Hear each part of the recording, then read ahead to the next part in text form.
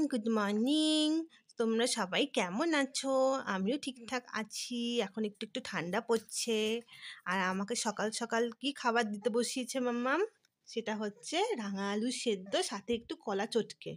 আমি তো শুধু একটু একটু রাঙা আলু সেদ্ধ খেতে পারি না, তার সঙ্গে আমার একটু কলা লাগে।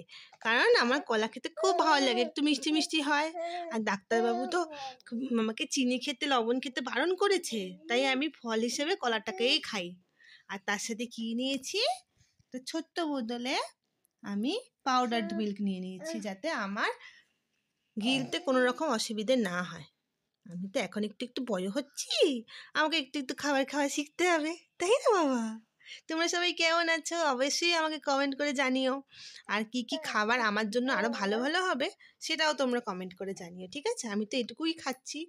আর দুপুরবেলা স্নান করে আমি আবার একটু ভাতু, তার সঙ্গে একটু কলা চটকে আর একটু দুধ দিয়ে খেয়ে নেবো, তাই না? তো এই হচ্ছে আমার আজকে ভিডিও, এখানেই শেষ করছি। তোমাদের ভালো লাগলে অবশ্যই লাইক করে দিও।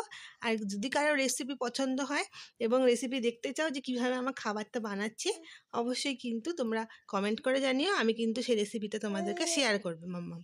তো চলো, আর যারা যেন এখনও পর্যন্ত চ্যানেল সাবস্ক্রাইব করনি, প্লিজ সাবস্ক্রাইব করে দিও। বাই।